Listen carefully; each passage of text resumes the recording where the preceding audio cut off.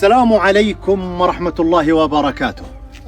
نطل عليكم إطلالة جديدة بقصة من قصص الآباء والأجداد بالزمن الماضي، وهو الزمن الجميل، بأكلة شعبية واسمها الصماط. والصماط تتكون من جريش القمح، ويعملوا لها شوربة أو بالحديث صوص، فاصوليا مع بندورة وبصل ومريس، تنحط بصدور وتشرب كالمنسف.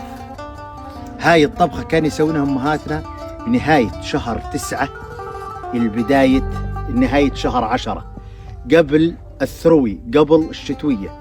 مناسبتها منه ينبوها عشان أبنائهم، ومنه عشان يدعوا جاراتهم والمجاورين لهم لخياط البيوت، واللي لهم بيوت حجر وطين يدعوا الرجال حتى يرمموا أسطح البيوت والجدران بالطين، طين الحور والتبن.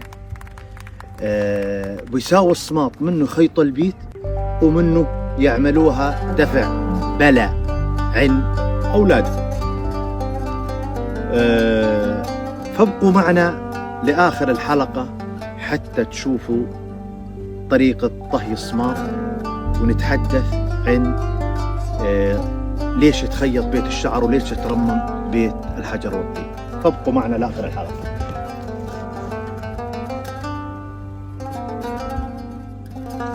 ترميم بيوت الشعر.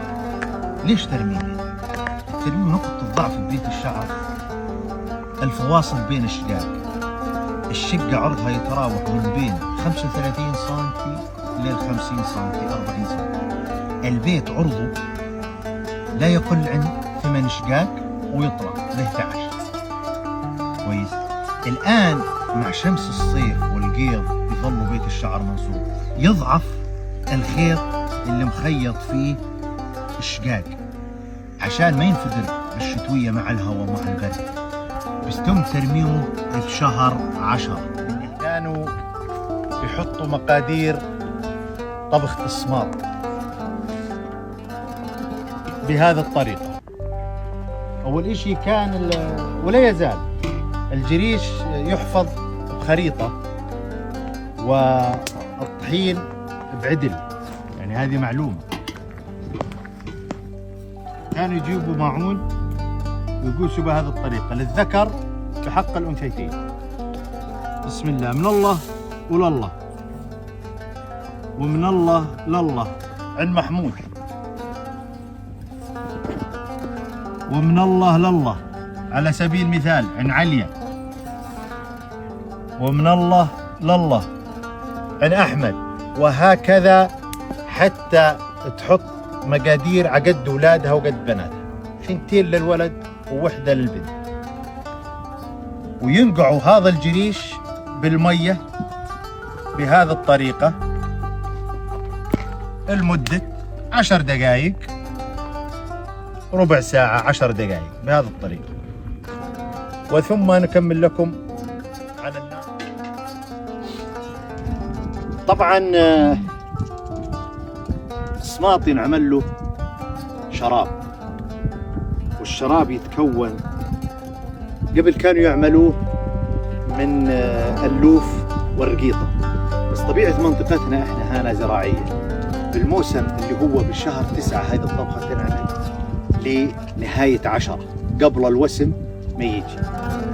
الفاصوليا تكون نازلة، يعني استبدلوها بالفاصوليا الخضراء، صاروا يعملوها فاصوليا وبصل وبندورة ويضيفوا عليها المريس، وتطهى بهذه الطريقة. زيت زيتون طبعا،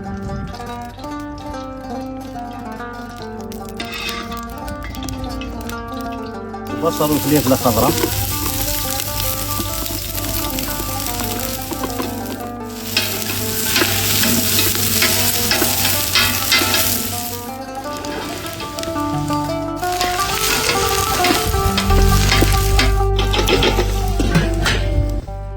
بدنا نضيف لها البندورة.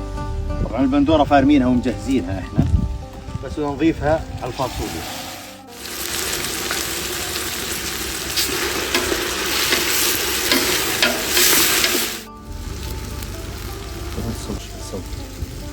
نشوره بقى.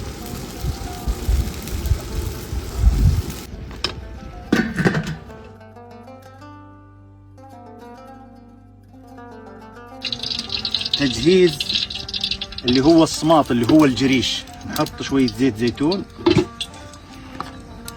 زمان كانوا يستخدموا إلها القشيمة، والقشيمة ما هي من سلام الجمل.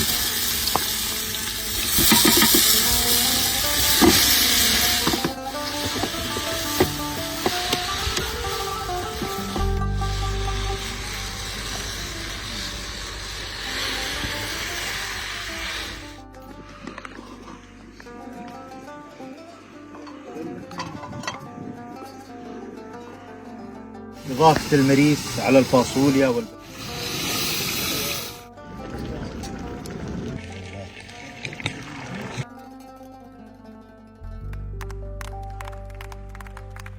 هكذا القدور تركب. يكون بيت الشعر مهدوم والجيران يخيطوا الشقاق. تطهى هاي الطبخة زي ما بيحكوها بالعراء، لأنه البيت يكون مهدود وخيطوا فيه. تساوى رجم حجار، ذروة للهوى يسموها. تركب القدور في هذه الطريقة. الآن احنا على وشك إنها تنتهي طبختنا.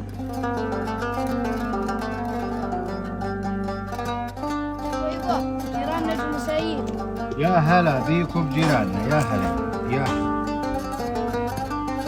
ارحبوا ترحيب المطر. يا هلا يا هلا، اهلا وسهلا.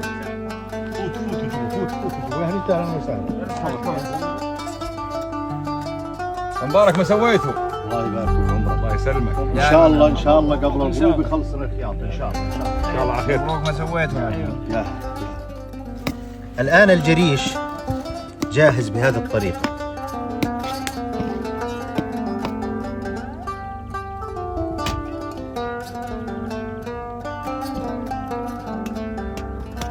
أهلا وسهلا.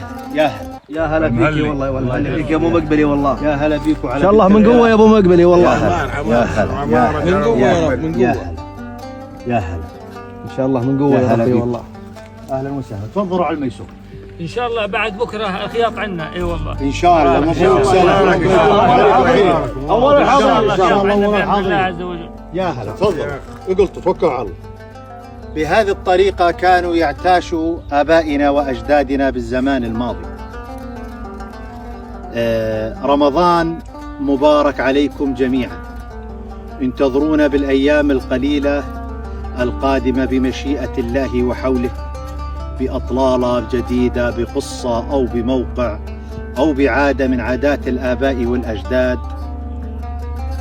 والسلام عليكم ورحمة الله وبركاته.